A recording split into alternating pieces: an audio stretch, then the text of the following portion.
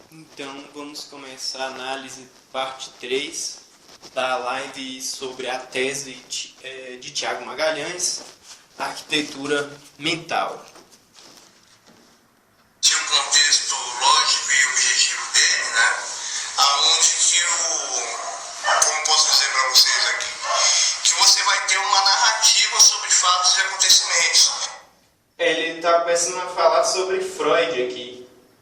Essa terceira parte seria sobre Freud, que seria o suposto pai da psicanálise, e Paulo de Tarso, ou da Bíblia, como o verdadeiro pai da psicanálise ou da psicologia, digamos assim. Seria quase que uma psicologia arcaica, que não é uma psicologia científica nos moldes de Wundt até aqui hoje, mas assim, mais uma explicação lógica de padrões matemáticos.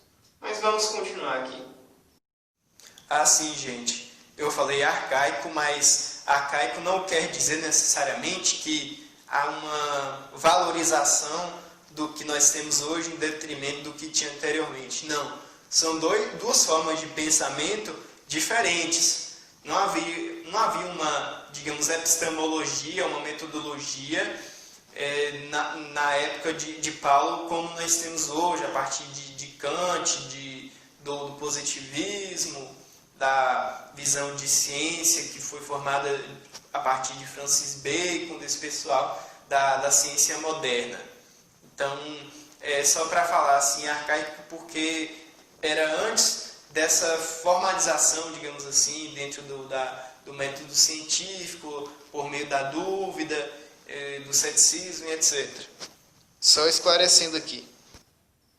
Muitas vezes você tentar entrar, pesquisar e compreender esses fatos, esses acontecimentos, fazem com que você consiga fazer uma construção dessa sociedade, da pessoa e das escolhas dessa pessoa, né? Mas antes dessa questão aqui, eu queria até argumentar alguns pontos aqui. Eu me sinto muito chateado, para entrar nesse assunto aqui e perguntar para vocês aqui quem que seria o verdadeiro pai da psicanálise, né? Vocês vão falar que seria o Sigmund Freud, eu discordo dele. Porém, os nossos historiadores e a nossa sociedade, ela simplesmente olha a sua sociedade e tenta projetar a sua sociedade na sociedade antiga, como os faraós, as suas construções e a valorização disso, o Império Romano e as suas edificações e a sua tentativa de revolução industrial, que é até questionada porque que ela não aconteceu naquela época, porque a demanda não exigia tal evento, né? Então ele está falando aqui que nossa cultura moderna de hoje tenta se comparar com as culturas antigas. Porém, as culturas antigas, elas tinham toda uma concepção muito diferente do que a gente tem hoje modernamente, principalmente nesses últimos anos, nessas últimas décadas, muitos valores se alteraram e tudo mais. E também não existia o conceito de ciência que nós temos hoje. O conhecimento ele era estruturado de uma maneira diferente, né? Então vamos continuar. É isso que ele está tratando aqui agora. Roma ainda assim era pequena, ou os impérios maias também, que eles eram civilizações muito avançadas, né? Porém rejeitadas pela sua cultura, e até a facilidade dos povos europeus de entrarem aqui, né? Destruir essa civilização foi fácil, e acaba acontecendo o quê? Que muitas das pessoas, elas só fazem a narrativa do contexto, elas não conseguem argumentar ou trazer a profundidade desse contexto, porque seria uma coisa até muito difícil, né? Então as coisas se tornaram uma forma gourmetizada de como fala, do espaço limitado e o seu tempo, e nisso você precisa dar dinheiro em cima dele, né? Então vamos lá. Por que eu não considero o Freud como pai da... Espaço limitado e tempo limitado dentro daquele espaço. seria o que só o ser humano ele considera dentro de uma situação. Ele faz uma abstração da situação, digamos assim, ele abstrai aqueles aspectos que ele está considerando ali do resto da realidade. E isso pode decorrer em erro, né? Você não está considerando a realidade totalmente. Então vamos continuar aqui. Da psicologia tem a história dele, de que em vez de ele fazer tratamento com eletrochoques e tal, e a descoberta como fala, da cocaína como um remédio, mas o uso que ele estava usando não estava fazendo bem, né? Ele achou que uma droga seria o éter da felicidade, né? Porém, um amigo dele conseguiu transformar a cocaína em anestésico, né? E a maioria dos anestésicos baseiam da base da cocaína, você tirador, base da cocaína, o ópio. Existe até a história das drogas, né? Que foi proibido em 1920 por causa de políticos. Existe uma cultura que as pessoas utilizavam drogas, desde para crianças até para adultos. Não existia um senso social e moral nesse mundo moderno que a gente pode dizer sobre as drogas, né? Eu segui o Freud. Se você for analisar, ele era um filho muito paparicado pela mãe dele. Ele se interessou pelo estudo. Antes do tratamento era um tratamento de eletrochoque. Se você for ver a história dele, ele era um cara problemático. E você chegando a analisar todo o estudo dele, ele era uma pessoa pelo qual ele era uma pessoa que ia numa festa, a gala e não sei o que, se sentia mal. Então ele vai dar um exemplo aqui, ele vai construir uma história que é meio que um método dele, um meio dele de explicar as coisas, né? E que muitos professores eu acho que usam também, que é contar uma história, e essa história que ele vai contar, eu não sei se é real, se Freud passou mesmo por essas situações que ele vai falar aí, mas enfim, ele contando essa história vai evidenciar situações, coisas e tal, que vão explicitar conceitos que ele vai utilizar.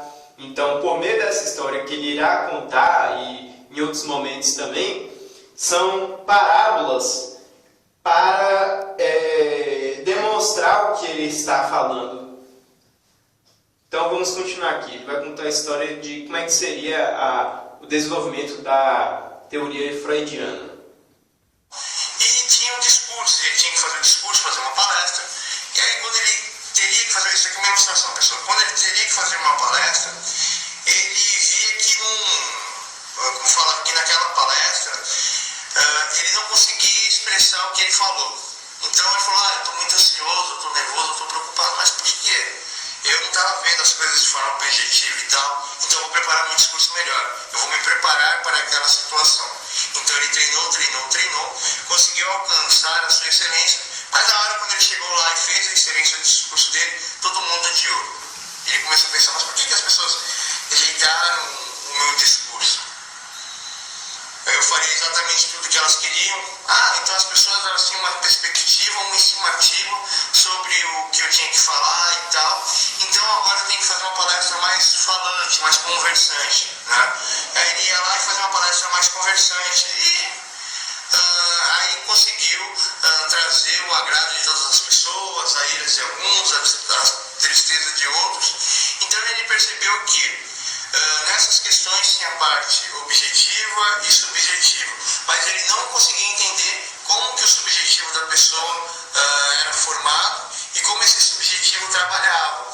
E o objetivo é simplesmente a questionação e as atitudes que você tem em relação ao problema que você está vendo, mas porém sem interesse em resolver ou não aquele problema é uma coisa totalmente criada no plano de fundo do seu subjetivo. Eu desconcordo e desconsidero isso, porque é uma equação que possa fundamentar todos os estudos da mente, porque antigamente eles curavam as pessoas por choque, Sigmund Freud não entendia as mulheres. Então ele está falando aqui que existia uma relação objetiva e subjetiva. Você expressava objetivamente as questões, as coisas, porém, apenas você descrever as coisas não era suficiente para chamar a atenção das pessoas. Então ele tinha que montar uma estrutura para que chamasse a atenção das pessoas, que houvesse um apelo desse lado subjetivo. E aí ele está dizendo que a partir disso ele falou, mas por que se chama a atenção das pessoas usando essas fórmulas de discurso, né? Como ele falou, para ser um discurso mais conversante. Então, a partir disso que ele teria construído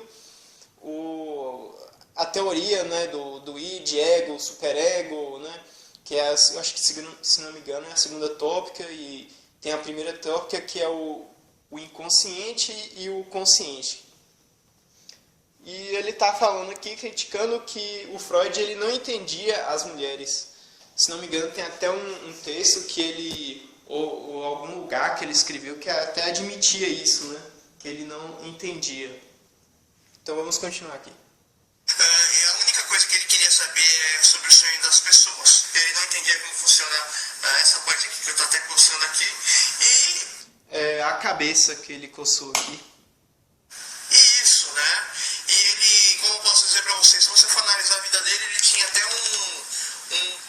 uma profunda obsessão sexual pela filha dele, porque a filha dele paparicava muito ele, como a mãe paparicava ele, né? Sigmund Freud era mais um judeu maluco com uma ideia maluca, né?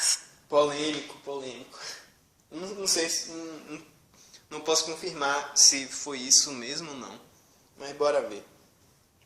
Que ele rejeitou até a própria cultura do povo dele, né? Porque um intelectual muito mais simples que ele, basicamente criou uma equação simples que resolvia todos os problemas, né?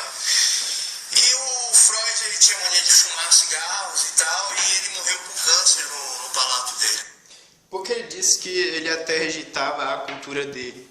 Porque ele vai dizer aqui que o primeiro psicólogo que houve foi o Paulo de Tarso, né? E segundo a cultura dele, se ele seguisse e tal, a Bíblia e tal, ele saberia que tinha alguém que tinha explicado a mente antes dele, né? E é até surpreendente você saber isso.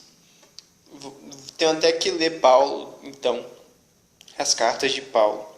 Que ele, na verdade, Paulo ele explica, né, o que Cristo tinha falado. Então, você deve estar pensando assim, quem está ouvindo e quem não conhece a tese do profeta, nossa, que estranho, você está dizendo que dentro da Bíblia existe existe uma psicologia lá dentro? Sim. Para explicitar melhor isso, segundo o Tiago Magalhães, que é o autor dessa tese, ele fala que a Bíblia são padrões matemáticos e que na parte de Jesus e de Paulo vai explicitar, vai estar inscrito, melhor dizendo, quais são os padrões matemáticos da mente humana. E tem toda uma explicação.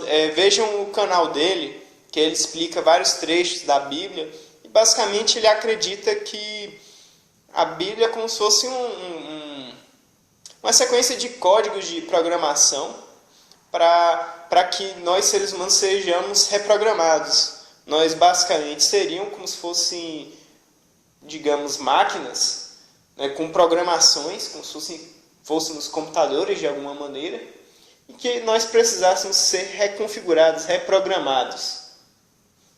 Basicamente, é essa a ideia, né? Mas vamos continuar aqui. Isso não é muito... para a tese em si, pelo menos agora, isso não é muito importante de entender. Caso vocês tenham ficado confusos com isso e tal, tenham achado essa ideia estranha, né? Que é uma ideia que não é muito comum. Mas talvez depois eu faça uma série tentando... Não sei. Não se preocupe em entender isso agora. Mas para o final, talvez eu tente explicar, ou algum trecho aqui do vídeo vai explicar mais isso, tá bom? Então vamos continuar aqui. Mas eu acho que o Sigmund Freud ele marcou muito os estudos da mente. Porque é o seguinte, os estudiosos da mente eles fazem o quê? você tem, vamos dizer assim, você tem um problema no coração. Então, mais uma parábola que ele vai usar para poder fazer uma analogia com o que ele acredita como é e como funciona a psicoterapia nos dias de hoje. Né? E você tem uma vida normal, você é um atleta, e o médico fala assim, você tem um problema no coração, né? Seu coração não está funcionando, ele precisa funcionar. Então, não é melhor você ficar um mês descansando em repouso? Opa, a pessoa ficou um mês em repouso. Olha, estou com dificuldade de andar aqui, mas meu coração está normal. Então, o médico seria o psicoterapeuta, o psicanalista, enfim, a pessoa especializada na mente, na psique da pessoa, e que ela recomendaria, você está muito, digamos, depressivo, você está com muita raiva e tal, pare um pouco de fazer tal coisa. E aí, o resultado vai ser o seguinte, como ele vai explicar aqui. Mas tenta andar, vou tentar andar, o coração tá bom.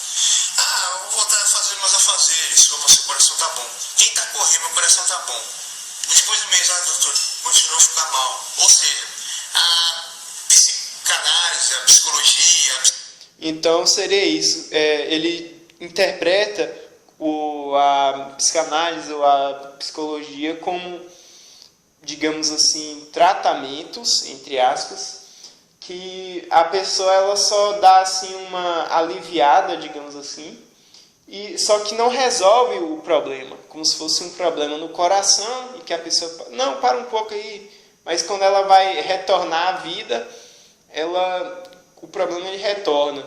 Então seria basicamente só uma, assim, como lidar com o problema mental que você tem, para ele ficar mais suavizado, mas você não vai resolver a raiz do problema. Essa é a crítica que ele faz. Eu não sei se é realmente dessa maneira, né?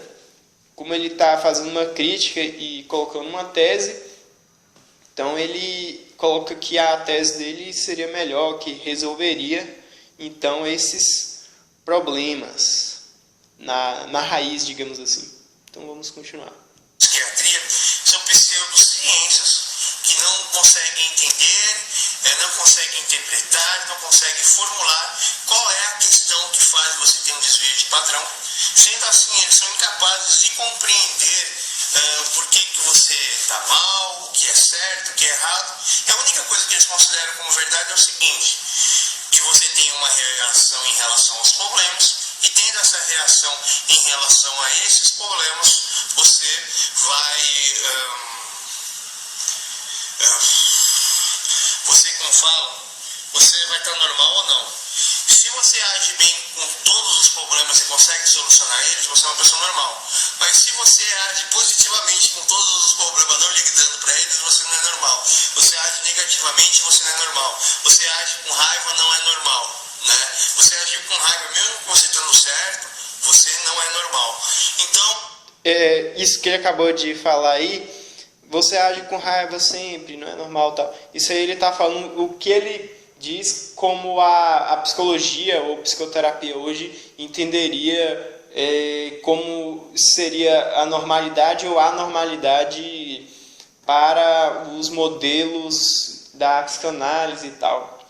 Mas, olha, eu não sei se é sempre assim, porque o que ele fala aqui muito é de Freud, porém existem outros psicanalistas que vieram depois dele, né? O Carl Jung, o Lacan, tem o Winnicott, tem eu acho que eu vou errar o nome dela, mas é Melanie Klein, uma coisa assim. Isso dentro da psicanálise só. Mas também tem o Viktor Frankl, que é de outra linha, de outra abordagem. Tem o behaviorismo com Skinner. Eu sei que ele fala de um médico que usa psicotrópicos e tal, mas aí eu acho que já entraria não mais na psicologia, mas sim como é que fala? A psiquiatria, né? E que aí é uma área que eu desconheço quase que completamente, mas existem outras abordagens ali. Mas eu acho que ele está se aplicando mais à psicologia. Então eu não sei se ele conhece essas pessoas que vieram depois de Freud, né? Mas vamos lá.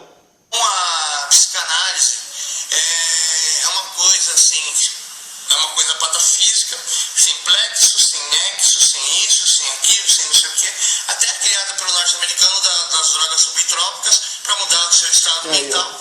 E a psicanálise, o que ela faz? Ela analisa o seu comportamento e tenta mudar esse quadro, conversando com você para você se sentir aliviado ou para você se sentir motivado e tal. E isso depende de cada médico da área da saúde da mente. Esses médicos eles só vão avaliar e tentar mudar a sua condição e seu ponto de vista. Ou seja, voltando aqui, os médicos eles não têm plexo, eles não têm sexo, eles não têm imaginação, eles não têm mente, eles não têm isso, eles não têm aquilo, eles não têm não sei o que, não sei o que, não sei o que.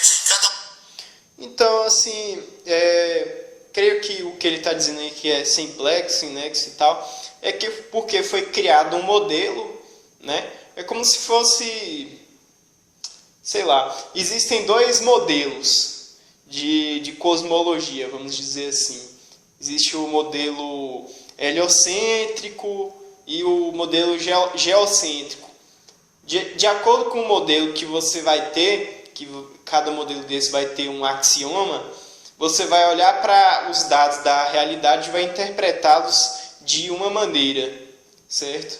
Então, da mesma forma, transpondo essa analogia para a área dentro da psicanálise, dos estudos da mente, creio que o que ele está querendo dizer é o seguinte, que o modelo utilizado por Freud da estrutura, da psique, que você teria o id, o ego, o superego na segunda tópica e o consciente, subconsciente e inconsciente na primeira tópica, se eu não estou enganado, isso daí seria um modelo que não está bem encaixado, tal como o modelo geocêntrico está ultrapassado em relação ao heliocêntrico, dando exemplo aqui, né?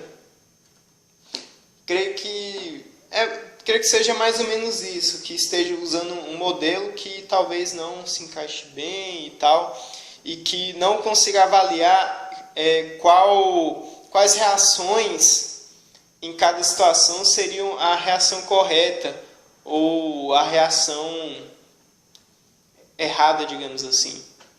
Vamos continuar. Tem a sua assinatura mental e é isso. A psicanálise é uma pseudociência. Mas os positivistas, né, as pessoas que têm uma visão mais positivista já dizem isso, né? O que seria... Eu acho que a própria academia não classifica muito bem como uma ciência a psicanálise. Seria mais uma forma de observação, né, com alguns critérios, mas que é muito difícil você classificar como uma ciência dentro dos padrões de como se fossem ciências exatas ou ciências da natureza. É mais difícil, né? De você, dentro desse âmbito, seria uma pseudociência mesmo. Pseudo como aparência de ciência. Eu nem sei o que poderia chamar a psicanálise, então, nesse sentido. Assim, tem o Michel Foucault, ele classificou a psicanálise freudiana como esqueci o termo agora. Quando eu achar o termo, eu coloco aqui na descrição, que é algo interessante. Está relacionado com as formas de discurso. Lembrei o termo. Na verdade, Michel Foucault chamava Freud de instaurador de discursividade. há mais de 2000 anos atrás, veio um homem que explicou como que funciona a mente humana, que até parte base da minha tese. Basicamente, a minha tese ela trata do quê? Que o ser humano é um determinador comportamental com uma variável que é a soma das possibilidades dos acontecimentos irão determinar o resultado lógico. Ou seja, o ser humano ele tem um estado baseado na sua fisiologia, baseado em como está essa fisiologia, baseado na construção do seu algoritmo, como todas essas questões ficam em relação à questão situacional, gerando o estado comportamental do indivíduo, né? Então, você teria estado as questões fisiológicas, né? A fisiologia, o corpo da pessoa. Aí tem os estados fisiológicos, por exemplo, a pessoa está com fome, ou então está, sei lá, com desejo sexual por uma pessoa ali, ou sei lá, enfim. Aí ele falou questão algorítmica. O que seria isso? Como se fosse um algoritmo na cabeça da pessoa. E que seria construído pela vida dela, né? O que ela vai analisar seria como se fosse a alma da pessoa, digamos assim. E questões situacionais, ou seja, elementos da situação, elementos do ambiente ali. Ou seja, a minha tese é basicamente isso, e todas as questões da minha tese é gerada nesse contexto. Mas para isso eu vou ter que explicar para vocês a relatividade da existência. Mas voltando aqui à questão aqui, esse homem que eu estou falando é o apóstolo Paulo, é o Saulo de Tarso, né? E aí vem a questão aqui. O apóstolo Paulo, ele falou sobre o modo da carne, né? Que existe o sistema, mas aí já vou entrar em toda a questão bíblica, que não queria entrar aqui. Existe o sistema, esse sistema, cada pessoa tem o seu posicionamento relativo, cada pessoa tem a sua vida, e as pessoas agem de modo que são a sua vida. Ele chama isso de modo da carne. E esse modo da carne é o seu subconsciente. E como você age, como você está e como você se prepara, você vai ter esse modo da carne. Ou seja, o apóstolo Paulo, o Saulo de Tarso, ele era um gênio, né? Ele é uma pessoa que explicou como realmente é o coração do homem, né? Ele é uma mente brilhante, mas em vez das pessoas discutirem ideias, elas ficam adorando pedras do Antigo Egito, né? Eu fico até chateado com isso. Está falando que as pessoas são idólatras, né? Ao falar aí pedras do Egito. Creio que seja isso que ele esteja querendo dizer. Mas voltando à questão aqui, a partir do momento que você fala que existe o modo da carne, eu vou ter que criar uma parábola para vocês. Eu sou um cara que anda de bicicleta, eu fiz tudo errado na minha vida, porque a minha vida é totalmente errada, e eu falo que a única verdade que tem é ter os privilégios da carne, porque... Aí tá vendo como ele gosta de parábolas? Então ele está explicando aí a vida de um cara, como é que ela é, e o que isso vai resultar. A minha vida é de ser um escravo e eu não tenho motivo nenhum para viver. Comamos e bebamos porque amanhã morreremos e nós somos escravos da vida. Então, seria uma pessoa que busca, uma pessoa hedonista, né? Uma pessoa que busca sempre o prazer. Buscando sempre o prazer, o trabalho será uma tortura. Como a origem da palavra trabalho é de tripalium, que era um instrumento de tortura. Então, para essa pessoa, literalmente, trabalho é uma tortura. E o que é o bom da vida é os prazeres. Então, vai comer, vai beber, vai, sei lá, ir pro prostíbulo, enfim, sei lá. Não necessariamente, né? Mas para ter o prazer. Então, o trabalho dele é um motivo de raiva, de cansaço, de estresse. E ele vai falar que vai resultar disso.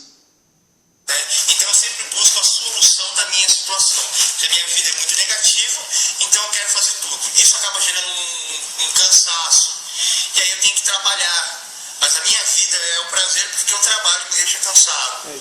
Então eu vou trabalhar cheio de ira, cheio de ódio, isso, aquilo, e pego a minha bicicleta e vou andando. E bato num carro, um empresário muito rico, né? E aí esse empresário desce do carro e fala, puta, tô ferrado. O que eu vou fazer? Eu vou tocar o terror, porque a minha vida é um terror, essa é a minha verdade, esse é o meu estado emocional, então eu vou tocar o terror no cara. Mas eu não sabia. Então, sem pensar, a pessoa ela reagiu imediatamente segundo o estado emocional dela, que ela estava ali com o ódio no coração, porque precisa trabalhar, ou estava saindo do trabalho, ou estava indo para lá. E aí, quando bateu, a reação imediata dessa pessoa foi botar o terror em cima do cara lá que ele bateu no carro. Aí, agora ele vai explicar a vida de quem o dono do carro é. O cara era importante, que o cara ia chamar a polícia e que o cara ia me prender e fiquei preso e destruir toda a minha vida. Esse é o basicamente isso. E a análise sintática do que eu falei aqui é a interpretação disso. Então, essa primeira pessoa, ela não previu o que poderia acontecer, ela não previu, ela não pensou na melhor coisa a se fazer quando se batesse a bicicleta no carro da pessoa. Ela deveria pedir desculpa, etc., porque poderia ter más consequências. E vamos ver o outro lado aqui. Eu sou um cara rico, tenho tudo na minha vida, e eu adoro minha vida e me considero um Deus, e nada chega aos meus pés. Então, eu vejo um coitado totalmente ferrado, e ele quer dar uma de mão, mas eu... Então, seria uma pessoa que tem poder, que se sente, que é uma pessoa, digamos assim, talvez orgulhosa, ou que, assim, nossa, eu tenho muito poder, eu tenho essa sensação de poder, então vou colocar minha, digamos, autoridade, se alguém vier me enfrentar. Quem você pensa que eu sou? Mais ou menos isso aí. Que a vida dele está totalmente destruída. Fala assim, cara, você está totalmente perdido, eu tenho todo o poder. Aí o cara da bicicleta fala, mentira sua. Você quer ver que eu tenho todo o poder, eu vou destruir a sua vida, você vai perder a sua esposa, você vai perder isso, aquilo. Esse é o cara da bicicleta falando, né, para o cara do carro. Você vai preso porque você não me adorou, porque eu sou um Deus. Aí foi isso que ele acabou de dizer que o cara do carro falou, né? Ah, você não me adorou, eu sou um Deus, então você vai preso. Eu vou chamar a polícia porque ameaçou ele, né? Enfim. Então esse homem também agiu pelo modo da carne, ele não entendeu, ele não pediu desculpa, aquele moço não pediu desculpa e a destruição foi ocasionada, né? Então, por ele também estar imerso dentro dessa percepção, dessa sensação dele ter o poder na vida dele, de se sentir poderoso, ele não pensou que ele iria destruir a vida daquela pessoa que bateu no carro dele, mandando ele para a prisão ali, né? E de não ter pensado, não, peraí, esse cara ele deve estar com muita raiva, deve estar meio alterado assim, então vou perdoar o que ele fez aqui. Não, em vez disso, ele quis prender o cara. Mais ou menos isso que ele quis exemplificar. Os dois são idólatras. E a grande questão em si você não pode agir pelo seu subconsciente, você não pode agir pelo modo da carne, você não pode agir pelo seu estado mental e emocional. Você tem que agir pela razão das coisas. Então, o que é que seria o subconsciente, digamos assim? Seria mais ou menos um modo automático. A sensação que você tem no seu subconsciente, que você, como é a sua vida, vai, digamos, determinar esse seu subconsciente, que seria esse modo da carne, essa idolatria da pessoa ali, que ele exemplificou aqui. E que, na verdade, a gente deveria sair, né, dessa que ele chama de variação inerencial ao propósito estabelecido, para pensar a situação em um contexto global e conseguir tomar uma melhor decisão utilizando a razão e transcendendo o seu próprio coração de carne, vamos dizer assim. Pelos lados, né? Você não pode ir pela solução do objetivo estabelecido, que é a solução dos seus problemas. Você precisa se preparar para a vida e para todas as coisas, e você não pode escolher um caminho largo. Você tem que escolher um caminho que seja a resposta de todas as coisas, que é até a minha tese sobre a verdade e sobre o estado subconsciente do indivíduo. E você deve saber a conclusão moral do sistema, por que o sistema está assim, por que as pessoas estão assim, e qual é a conclusão disso. Ou seja, infelizmente, criei a tese e um maledeto de um ser humano que fala que é enviado de Deus, já tinha escrito a minha tese na Bíblia, e ao analisar a Bíblia eu vejo toda a minha tese gravada dentro dela, eu me senti tão triste. Eu falei, eu usava matemática, eu era o jeito da matemática, eu fui até convidado pela NASA para os caras descobrirem meu QI. Quando eu sofri meu acidente lá, eles foram fazer uns encefalogramas no meu cérebro, viram que o meu cérebro ele tem atividade cerebral total, eu sou o máximo. Mas eu fui descobrir que eu tinha escrito toda a minha tese dentro da Bíblia. Salomão, agora eu fiquei triste, agora eu lembrei dele também. Mas eu acho que não convém falar dele. Talvez no final eu faça um vídeo falando sobre o Salomão aqui. Mas eu me sinto muito agradecido. Isso daqui é uma prévia, é a primeira parte. Eu vou trazer a segunda parte, que é explicar para vocês sobre Albert Einstein, Pitágoras. Que mais? Né? Albert Einstein, Pitágoras, e dar uma explicação de outras coisas para explicar para vocês qual foi a metodologia que eu usei para ficar falando assim, profeta, profeta, profeta, profeta, profeta não, profeta não, profeta, profeta, profeta. O YouTube tem que ter uma brincadeira, falei para vocês, pessoal. Eu fiquei bem cansado, eu acho que vocês também estão cansados. Não assistam a minha live, eu vou deixar ela. Eu tenho Assim, na época que ele postou essa live, ele deixou, tipo assim, acho que 24 horas ela rodando. É por isso que ele tá falando isso aqui. Enfim, gente, acabei aqui essa primeira parte aqui, né, que explica sobre Freud e Paulo de Tarso. E depois ele, como ele falou, vai explicar sobre Einstein, Pitágoras. Acho que muita gente vai ficar assim, cara, que raios tem a ver Freud com Paulo de Tarso, com Einstein, com Pitágoras, o que tem a ver uma coisa com a outra? Então, essa tese dele é uma coisa realmente muito original, né? É até surpreendente. Eu estou fazendo um esforço aqui para tentar compreendê-la e explicar aqui para vocês. E é isso, né? Ao longo da explicação vai ficando mais claro as coisas. Creio que a relação entre Freud e Paulo de Tarso aqui tenha ficado bem explicado aqui, como eu falei, mas realmente não existe muito essa utilização do modelo da primeira e da segunda tópica de Freud aqui. Tanto que eu não ouço aqui o Tiago Magalhães falar sobre ela, né? Mas eu acho que essas tópicas podem até ser úteis. Mas enfim, é isso, galera. E ao longo aqui da live vai ficando melhor a explicação desses componentes, né? Que o primeiro é a parte fisiológica, segundo os algoritmos, digamos assim, ou seja, a construção da vida da pessoa ou a solução dos problemas da vida da pessoa, que vai formar essa parte automática. E terceiro, que é o ambiente, a situação em que se encontrará a pessoa. São basicamente esses três fatores principais que vão estar em jogo. Se vocês entenderam isso, já fico feliz. Obrigado e até o próximo podcast.